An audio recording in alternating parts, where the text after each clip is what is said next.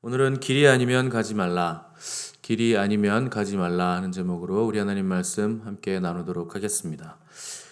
이 바울과 바나바에게 복음을 전해들은 피시디아 안디옥의 유대인들과 이 이방인 개종자들이 아주 큰 은혜를 받았고 또 돌아오는 다음 안식일에도 자기들에게 메시지를 전해달라고 부탁을 하는 장면을 우리가 살펴봤습니다. 한 주가 지나서 다시 바울에게 설교를 듣기 위해서 사람들이 몰려들기 시작했는데 44절 보니까 설교를 들었던 유대인들과 또 이방인 개종자들만 모인 것이 아니라 그 지역의 온 시민이 거의 다 하나님의 말씀을 듣기 위해서 몰려들었다 이렇게 기록을 했습니다. 이 바울의 설교를 들었던 사람들이 돌아가서 다른 사람들에게 전하고 전도했다 하는 것입니다. 전에 들은 사람들도 그럼 우리가 그 집회에 꼭 가보자, 안식일날 우리가 거기 한번 가서 들어보자 하면서 그 지역의 온 시민들이 다 몰려드는 놀라운 일을 이 44절이 증언을 하고 있습니다. 여기서 우리가 복음의 특징을 볼 수 있는데 진정한 복음에는 사람들이 몰려든다 하는 특징이 있는 것입니다.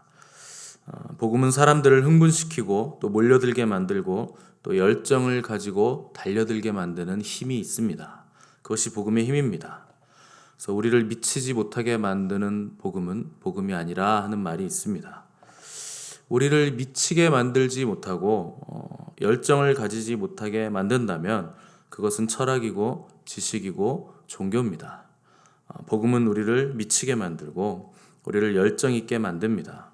예수님을 믿어도 지식으로 믿는 사람은 열정이 없습니다. 뭘 하자 그러면 옛날에 다 해봤다 그러고 해봐야 별거 아니라 그러고 다 처음엔 그런 거라 좋을 때다 뭐 이런 식으로 말을 하는데 그렇지 않습니다. 그렇게 말하시는 분들은 과거에는 잘 믿으셨는지는 모르겠지만 지금은 결코 잘 믿으시는 것이 아닙니다. 지금 뜨거운 믿음이 아니면 과거에 내가 얼마나 뜨거웠든 어떠했든 간에 현재는 잘 못 믿고 있는 것입니다. 정말 제대로 신앙생활을 하고 있다면 예수 그리스도의 복음은 오늘 나를 뜨겁게 합니다. 오늘 나를 열정 있게 만들고 오늘 나를 새 부대가 되게 만드는 것입니다. 과거의 나를 변화시켰던 복음이 여전히 오늘도 나를 변화시키고 있지 못하다면 내가 받은 그 복음은 나에게 와서 죽어버린 것입니다. 생명을 만들지 못한 것입니다. 주님은 우리를 날마다 새롭게 하시는 분이십니다. 우리의 생애와 가치관을 통째로 흔들어 놓으시고 새로운 피조물로 바꾸시는 분이 우리 주님이십니다. 내가 가지려고 했었던 명예와 내가 추구했던 가치는 예수 그리스도에 비한다면 다 배설물일 뿐입니다. 복음 앞에 내어놓고 보니 내가 추구했던 모든 것들이 다 가치가 없었다 하는 것이 바울의 고백입니다. 저와 여러분에게 이런 고백이 있기를 간절히 바랍니다. 내가 추구한 그것 아무것도 아닙니다. 특별히 나의 자존심, 그건 정말 아무것도 아닙니다. 자존심은요, 돌아다니는 개도 안 물어갑니다. 하나 쓸데가 없는 겁니다. 그거. 나의 명예도 아무것도 아니고 가장 귀한 것은 우리 주님의 명예, 우리 주님의 위대하심, 우리 주님의 거룩하심, 그분의 존귀하심이 가장 귀한 것입니다. 이 사도행전 13장을 보시면 바울과 바나바가 이 비시디아 안디옥에서 사역할 때 무슨 기적을 베풀었다는 얘기가 전혀 없습니다. 병을 고쳤다는 말도 없습니다.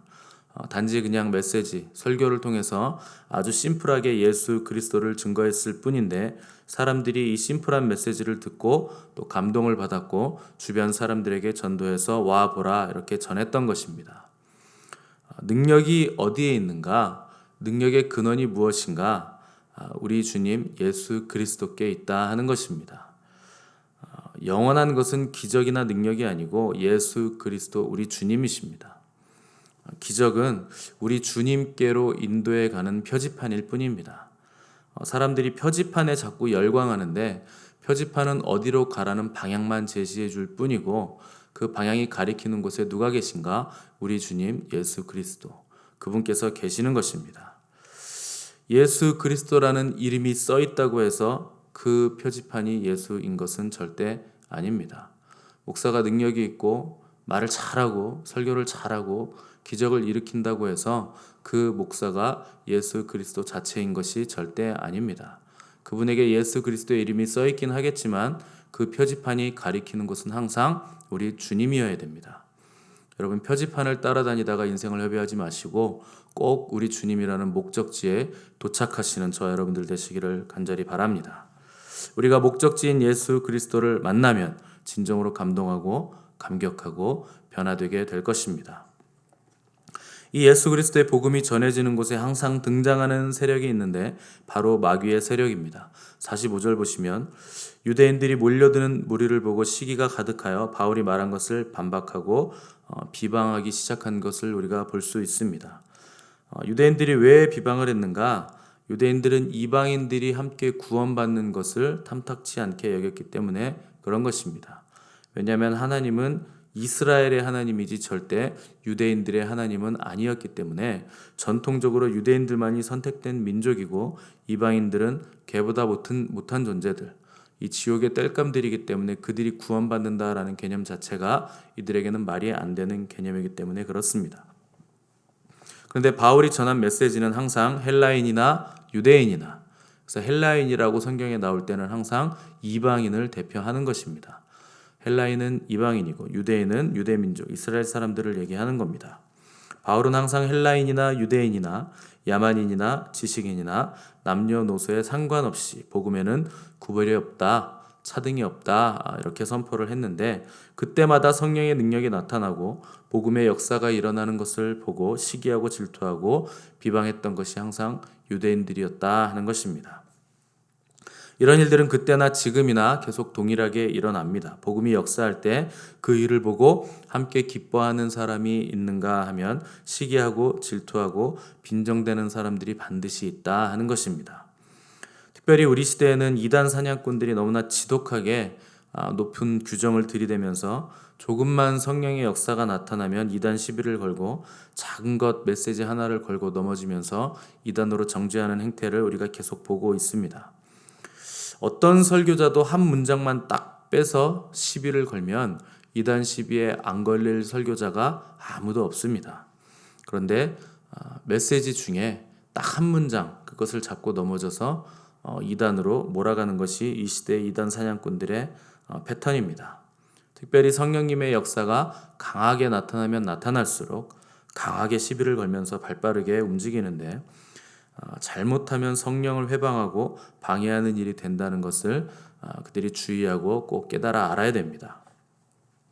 46절 보시면 바울과 바나바가 담대히 말했다고 기록했는데 담대히 말했다 하는 것을 우리가 주목을 해야 됩니다. 하나님의 사람들은 담대하게 복음을 전해야 됩니다. 오늘날 교회의 문제가 여기 있습니다. 오늘날 우리 시대 교회의 문제는 비겁함에 있습니다. 비겁함이란 몰라서 못하는 것이 아니고 알면서도 손해볼까봐, 체면이 깎일까봐, 여론의 문매를 맞을까봐, 비난받을까봐, 사람들에게 버림받을까봐 진리를 올바로 선포하지 못하고 타협하는 것이 바로 비겁함입니다. 몰라서 못하는 것이 아닙니다. 이 비겁함의 근원은 무엇인가? 두려움입니다. 사람들이 우리를 어떻게 평가할까? 어떻게 볼까? 언론에서 우리를 어떻게 때릴까? 이것이 바로 비겁함의 근원인 두려움의 문제입니다. 믿음의 반대말은 두려움과 의심입니다. 믿지 못하면 의심이 생기고 의심이 생기기 때문에 두려움이 우리에게 몰려온다 하는 것입니다. 사도 바울은 유대인들이 반박할 때 두려워하지 않고 담대하게 복음을 전했다고 했습니다. 이 사도행전 7장에서 스데반이 돌에 맞아 죽을 때 사울이 거기서 구경하고 있었다 하는 것을 여러분들이 기억을 하실 겁니다. 바울은 그때 이 스데반의 담대한 믿음을 눈여겨보고 있었을 것입니다. 진정한 믿음이란 뭔가? 진정한 믿음의 특징이 하나 있는데 반드시 박해를 받게 돼 있다 하는 것입니다. 여러분, 두려워하지 마시기 바랍니다. 사람들이 우리를 어떻게 평가하든지 그들이 우리를 핍박하면 할수록, 박해하면 할수록 우리가 진정한 진리, 진정한 믿음을 가지고 있다 하는 강력한 증거가 되는 것입니다. 다시 한번 말씀드리지만 진정한 믿음은 박해를 받게 돼 있습니다. 우리가 하나님의 말씀을 있는 그대로 전하면 사람들이 박해하고 어쩌면 돌을 던질 수도 있을 것입니다. 어떤 위기로 떨어질지, 어떤 손해를 보게 될지 우리는 모릅니다. 그러나 바울은 담대하게 복음을 전했다고 누가는 정확하게 기록을 하고 있습니다. 저와 여러분에게 이런 담대함이 있기를 간절히 바랍니다. 가족들이 박해할 수도 있고 핍박할 수도 있습니다. 가장 가까운 사람이 박해를 하기 마련입니다. 그러나 세상 사람 모두가 좋다고 해도 하나님께서 싫어하시면 그 길을 걸어가지 않는 담대함이 반드시 우리에게 있어야 됩니다. 하나님께서 기뻐하시는 길로 가고 하나님께서 싫어하시는 길은 아예 가지 않는 자들이 바로 하나님의 사람들이라 하는 것입니다. 그것은 좁은 길이고 좁은 문입니다. 많은 사람들이 몰려가지 않는 길입니다. 여러분, 마지막 때가 될수록 사람들이 한꺼번에 가는 길로 가시면 절대 안 됩니다. 여러분, 당부를 드립니다. 적은 무리, 아주 적은 수, 때로는 거의 나 혼자 이 길을 걸어가고 있다면 내가 기도와 말씀 가운데 성령의 충만함으로 나 혼자 이 길을 걸어갈 수밖에 없다면 그 길이 맞는 길입니다. 사람들이 몰려가는 넓은 길은 절대 진리가 될 수 없습니다. 여러분, 반드시 기억하셔야 됩니다. 갈수록 그런 사람들 보기가 어려워질 것입니다. 그래서 내가 틀린 것 같고 내가 이상한 것 같겠지만 내가 맞는다 하는 확증이 여러분들 안에 있어야 됩니다. 사람들이 비난할 것이고 겁박할 것이고 협박할 것입니다. 심지어 누가 그렇게 하느냐? 교회 안의 사람들이, 크리스찬이라 하는 사람들이 그렇게 할 것입니다. 그러나 여러분들 두려움과 맞서 싸우시기 바랍니다. 우리 안에 있는 비겁함과 맞서 싸우시기를 간절히 바랍니다. 비겁한 사람들의 특징이 있습니다. 합리적입니다. 인간의 도리를 잘 따집니다. 덕스러워야 한다는 말로 포장을 합니다. 분란을 일으키면 안 된다는 말로 포장을 합니다. 여러분, 그렇지 않습니다. 자기의 비겁함과 두려움을, 또 자기의 믿음 없음을 합리화시킴으로 포장하는 것이 비겁한 사람들의 특징입니다. 너무 그렇게 유별나게 믿을 필요 없다. 너무 그렇게 유별나게 하지 마라. 다른 사람들처럼 해라. 교회 다녀도 너무 그렇게 레디컬하게, 너무 급진적으로 그렇게 하지 마라. 너무 그렇게 티내지 마라. 이렇게 얘기를 할 것입니다. 그럼 여러분, 다시 한번 여러분들에게 당부를 드립니다. 손에 쟁기를 잡고 뒤돌아보지 마시기 바랍니다.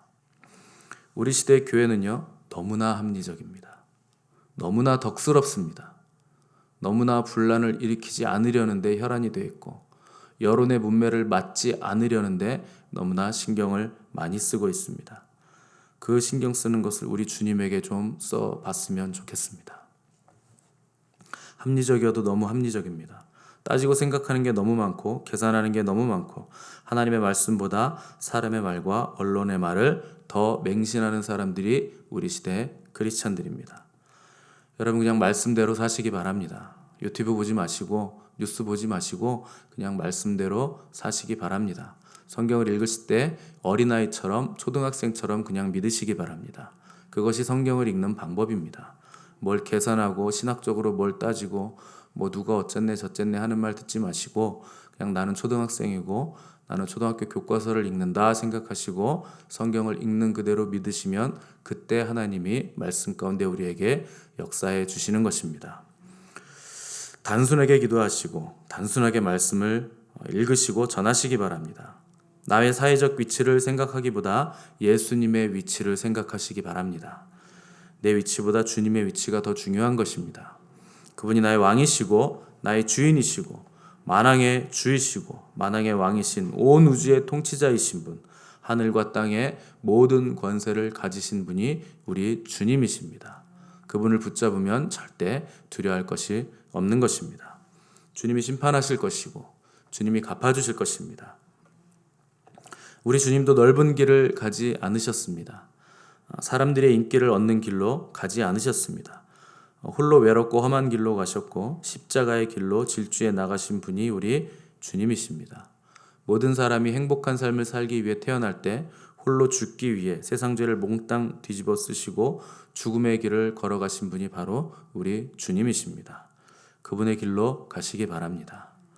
회색 지대에 있는 믿음, 차지도 덥지도 않은 믿음, 크리스찬인 것 같기도 하고 아닌 것 같은 사람은 결국 믿지 않는 사람입니다.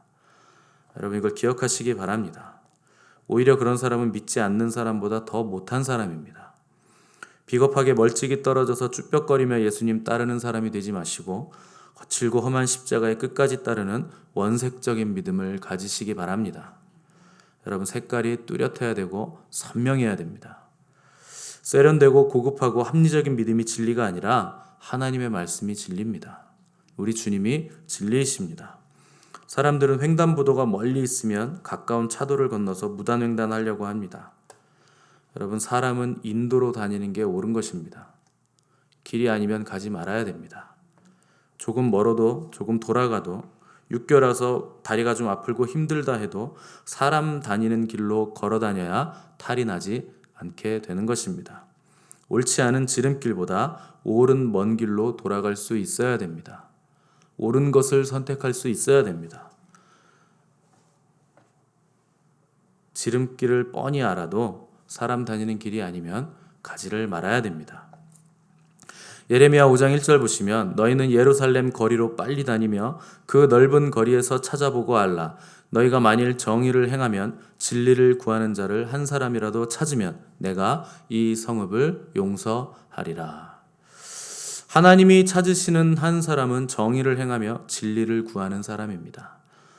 저 여러분이 이 한 사람 되시기를 간절히 바랍니다. 세상이 변화될 수 있는 유일한 길은 하나님이 찾으시는 고독한 그 한 사람으로 시작되는 것입니다. 변화라는 것은 남들과는 다르다 하는 것입니다. 그게 변화입니다. 남과 같은데 어떻게 변화가 있을 수 있겠습니까? 교회는 세상과 달라야 되고 크리스찬도 세상과는 달라야 하는 것입니다. 크리스찬의 독특함은 진리 대신 예수 그리스도 안에 있을 때만 발견되는 것입니다. 세상이 우리에게 윽박지르더라도 흥분하거나 두려워하지 않기를 바랍니다. 시간이 우리를 재촉하더라도 때가 이를 때까지 하나님 앞에서 기다리시기 바랍니다. 견고하시고 견실하시고 흔들리지 마시고 변함없고 영원한 진리이신 예수 그리스도의 복음을 삶으로 살아내며 삶으로 전파하시는 저 여러분 되시기를 간절히 바랍니다. 기도하겠습니다.